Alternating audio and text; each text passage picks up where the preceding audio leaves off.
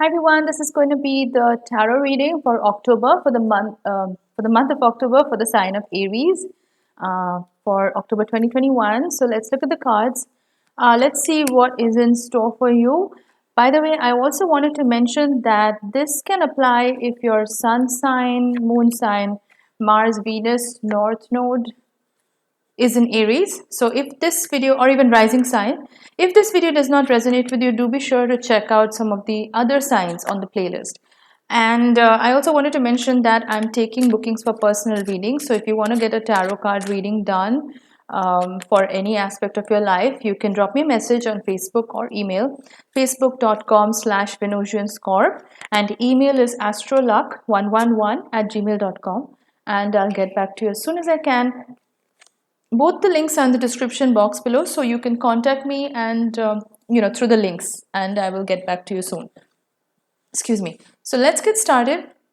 The first card that I'm getting for you, Aries, is the Nine of Swords, and it's coming up in reverse. So in the past, you have been through quite a lot of mental turmoil, anxiety, a lot of sleepless nights, I would say. This could have been related to a person or a particular situation. I'm getting the sense that this had to do with a job situation, not necessarily something to do with romance. I feel like maybe you lost a job opportunity or a business opportunity, and it was something that came your way, and you either did not take it up, or it wasn't for you, right? Like, so it's one of the two. Or you may have already applied for a new job position and you're worried about it as to what's going to happen, whether you're going to get the job or not. So I feel like it's more career related than romance. The next card I'm getting is Page of Wands. It's in reverse. So there may have, yeah, so I feel like this job opportunity that I'm talking about, like somebody may have contacted you for a new career opportunity or a business opportunity. But somehow it didn't seem as lucrative or as viable as you want something to be. So it's not up to your standards or what you had envisioned the new position to be.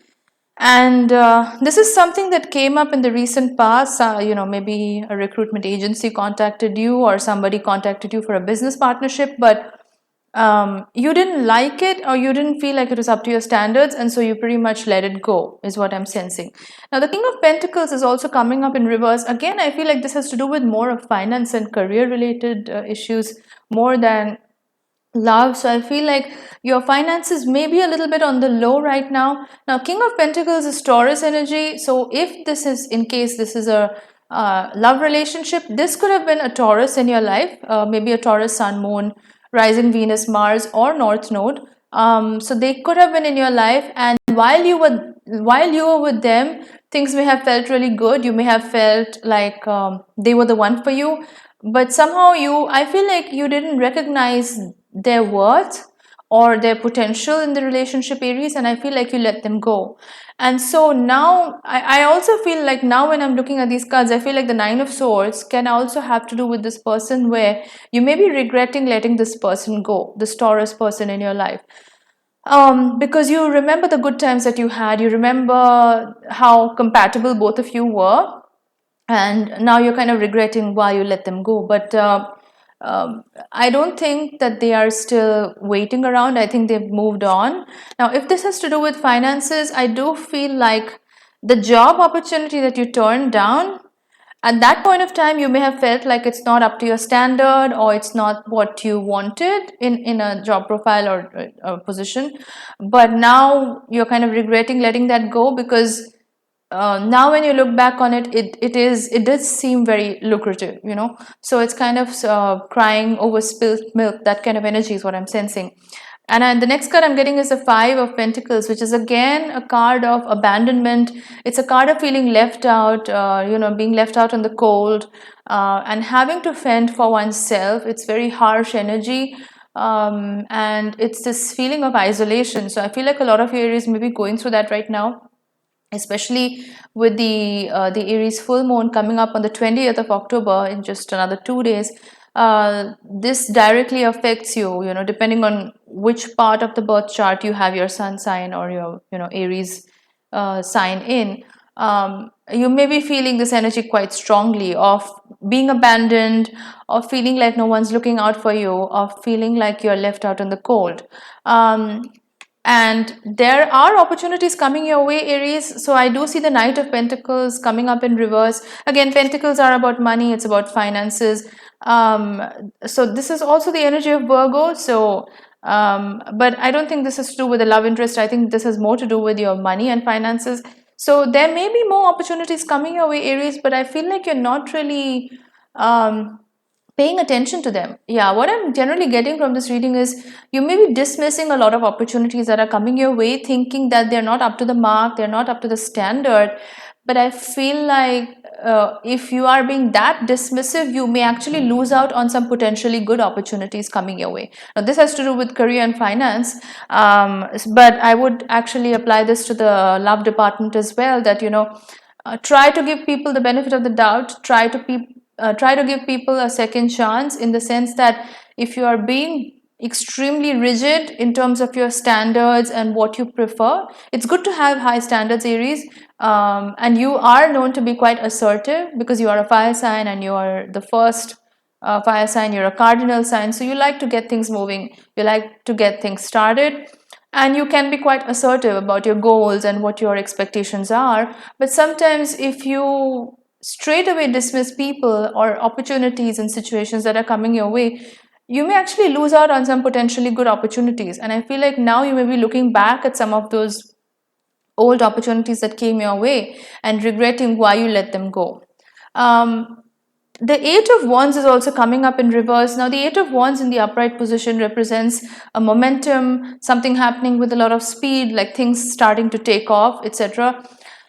But actually, now I feel like a lot of things, you may feel like a lot of things are at a standstill right now, Aries. You may feel like things are sort of in limbo, where, first of all, you're having this dejected feeling of being left out in the cold, where you feel like nothing's really happening and you're regretting the opportunities that you let go.